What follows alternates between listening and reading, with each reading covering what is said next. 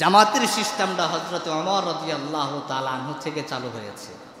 তিনি ধারাবাহিকভাবে এই সিস্টেম করে দিয়েছেন। খায়রুল কুরুন ছিলেন তারা।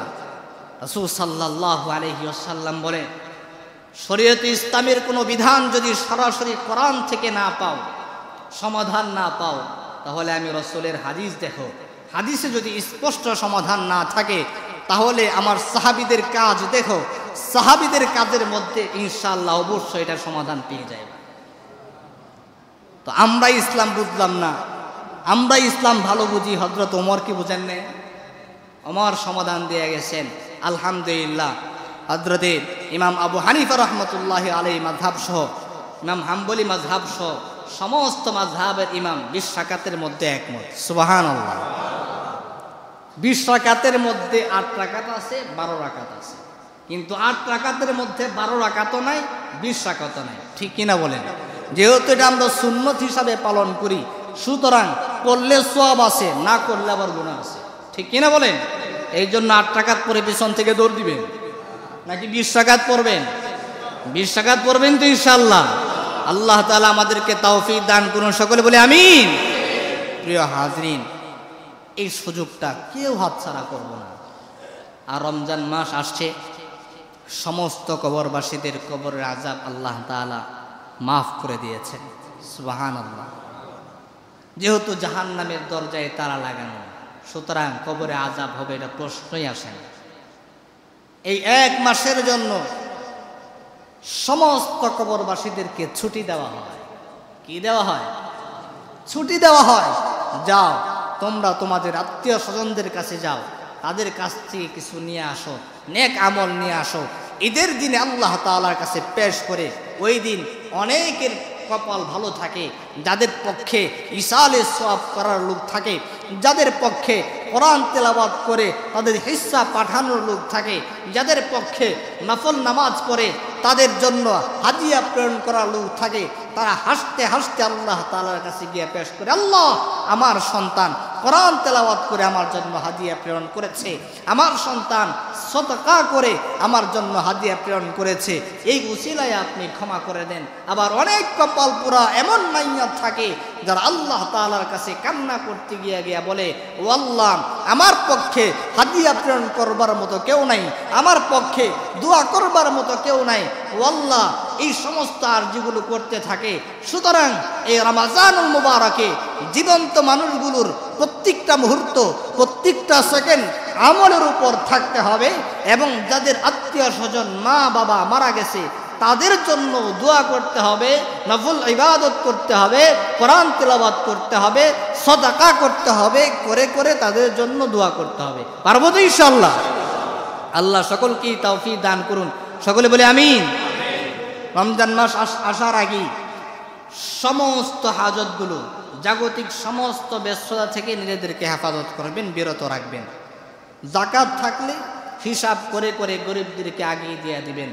লেনা দেনা থাকলে আগেই চেষ্টা করবেন দিয়ে দেওয়ার জন্যে, কারণ আপনার লেনা দেনা বা আপনার একটু যাকাতের কারণে একজন গরিব মানুষ সে তার ইফতারির আয়োজন করতে পারবে। একজন গরিব মানুষ তার ভালোই কিছু পরিবারের জন্য আইটেমের ব্যবস্থা করতে পারবে। আর সাবধান, রমজানুল মুবারকে কাউকেই ঠকাবেন না, কারো রিজিকের উপর আঘাত দিবেন না, কারণ রমজান মাস হলো বরকতের মাস। আল্লাহ এই রমজানে এত পরিমাণ বরকত দেন, এত পরিমাণ বরকত দেন, আপনি যদি কাউকে ঠকান, কারো রিজিকের উপর আঘাত করেন, আল্লাহ আপনার রিজিক কমাই দেন। রিজিকের মালিক কে? আল্লাহ। রিজিকের মালিক কে? কয়েকটা বিষয় বান্দার হাতে থাকে না, এটা সরাসরি আল্লাহর হাতে। যেমন ইজ্জতের মালিক কে? রিজিকের মালিক কে?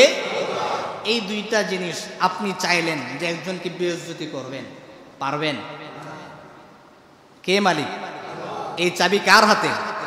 আল্লাহর হাতে। দুনিয়ার সমস্ত মানুষ যদি মিলে চেষ্টা করে, বা আপনারা সবাই মিলে যদি চেষ্টা করেন যে আমাদের ইমামকে আমরা খুব সম্মানিত করব, আল্লাহ বললেন না, একে আমি বেইজ্জতি করব, আপনারা পারবেন? আবার আপনারা সবাই মিলে যদি চেষ্টা করেন না, ইমামকে বেইজ্জতি করব, আল্লাহ বললেন না, আমি আমার এই বান্দাকে সম্মানিত করব, আপনারা বেইজ্জতি করতে পারবেন? রিজিকের মালিকও হলেন আল্লাহ। এই রমজানুল মুবারকে বান্দাকে আল্লাহ তাআলা ওডের নিয়ামত দান করেন, ওয়ার্ডের রিজিক দান করেন। দেখবেন সারা বছর যে আইটেমের দুর্ভিক্ষ দেখা দেয়, যে আইটেম সচরাচর পাওয়া যায় না, যেই ফল সচরাচর পাওয়া যায় না, রমজানুল মুবারকে এরকম কোনো আইটেম নাই, এমন কোনো ফল নাই যেটা অ্যাভেলেবেল পাওয়া যায় না। ঠিক কিনা বলেন?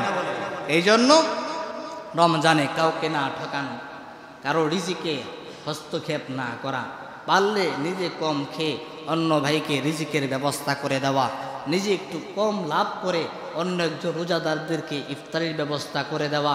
আপনার রমজানের আরেকটা উদ্দেশ্য হলো আল্লাহ তাআলা সমস্ত ধনীদেরকে শিক্ষা দিতে চান, ও ধনীরা দেখো, ক্ষুধার্ত থাকলে তোমার কেমন লাগে, পিপাসার্ত থাকলে তোমার কেমন লাগে, তুমি সিয়াম সাধনার মধ্য দিয়া নিজেকে সবক দিবা আর নিজেকে নিজে প্রশ্ন করবা, আমার প্রতিবেশী যারা আছে, যারা না খেয়ে থাকে, যারা অভাবগ্রস্ত, তাদেরও তো সেম কষ্ট হয়, সুতরাং আমার উপর তাদের অধিকার আছে, আমার উপর তাদের হক আছে।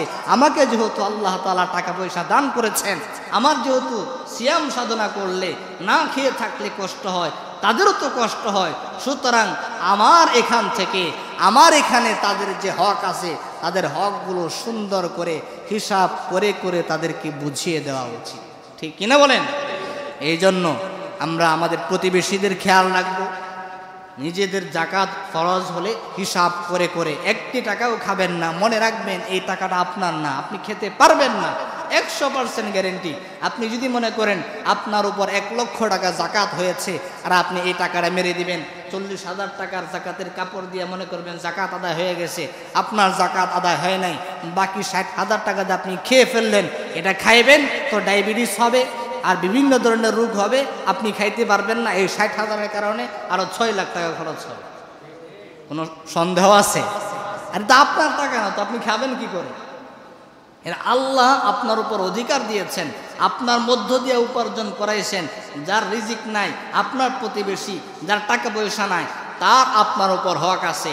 এই হকগুলো সে আপনার কাছ থেকে চেয়ে নেবে না, বরং আপনি ঋণগ্রস্ত, আপনি সুন্দর করে আদায় করে দিবেন, তার কাছে পৌঁছে দিবেন। এটা হলো আপনার দায়িত্ব। আল্লাহ তাআলা আমাদের সকলকে তৌফিক দান করুন। সকলে বলে আমিন।